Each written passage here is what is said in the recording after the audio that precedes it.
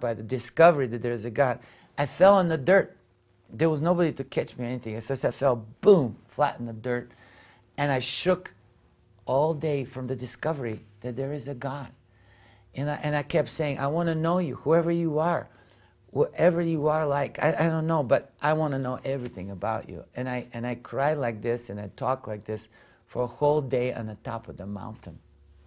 And it got dark and it got cold. So I got up and dragged myself down all the way to this young people's house. And I knocked on the door and they opened the door. They go,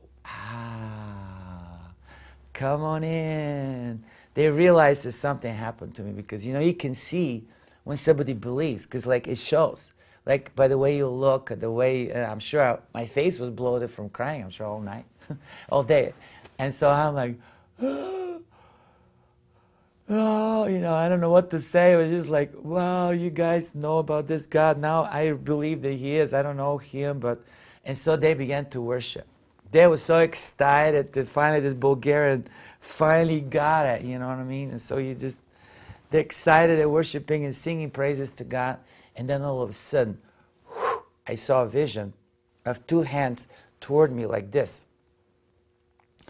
And I see the hands, I couldn't see the person, but I can see his hands. And those hands are very special. The hands of Jesus are not like any other hand because there's something on these hands. The Bible says that He still keeps the marks on His hands from the crucifixion. So His hands were toward me, and I fell. I just wanted to be in this. I mean, He's threw His arms toward me like this, and I could see up to here, His hands in His arms. And I threw myself in these arms. I mean, it was so real, like the hands were toward me. And I just fell in His arms, and He put His arms around me. I mean, I fell on the carpet, but His arms was around me, and I gave myself to Him at that point. It was like a simple thing. First, I believe, and by the end of the day, I gave myself to Him, and I thought, wow,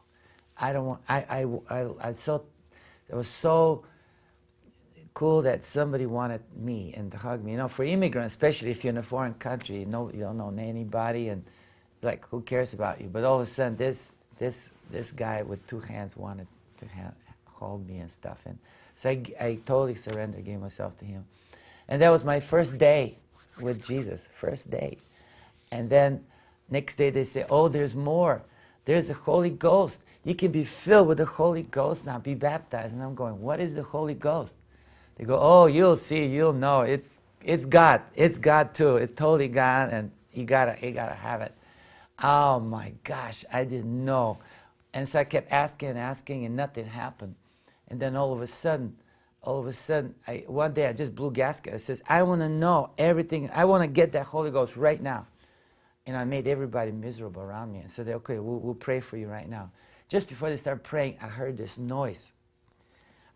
Like thousands of people. Imagine you in the center of like a Dodger Stadium or some big, like a Super Bowl stadium, and the scores are hit high, and everybody's screaming, yeah, And all of a sudden, I realized it's not a stadium, it's angels. And my eyes opened, and I went in heaven like this, like right here was the line between here and here's the throne room.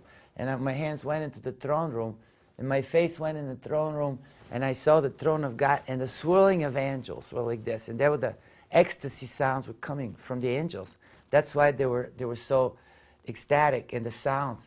And lightnings were coming out of God's throne, and fire, and one fireball went at me, and it hit me, boom, right here in my chest, like as big as a grapefruit. And then another one came, boom, boom, boom, boom, and so I was like under fire, and it was burning my entire being. It was like super hot. So I backed off. I walked out of that heavenly realm or vision, and because it was too hot. And I ran out of the room because it was too hot. And in even the cold weather, it wasn't chilling me. And then I went inside I saw a puddle of water in the asphalt like this deep. And I dove down to cool off. But it was not cooling off. It was like getting worse and hotter. Like steam, everything is around me hot. And I'm boiling and I'm going to explode. And I screamed to stop because I got scared that I'll die. I mean, I was not prepared. They told me you're going to be filled with the Holy Ghost. and baptized with the Holy Ghost, and you'll speak in tongues. So I was expecting to speak in tongues, but I wasn't speaking in tongues. I was screaming, ah, fire, because I was on fire. So I thought maybe I did something wrong. Maybe I shouldn't have gone anywhere in the heaven or whatever that was I did. I don't know. So I didn't know. So maybe something wrong, that this heat is coming. I have no idea. You know, so I screamed, stop, unless you want me dead. I'm dying. Please stop. And it stopped, just like this. Because I panicked, you know, and stopped. And then now I'm in the water.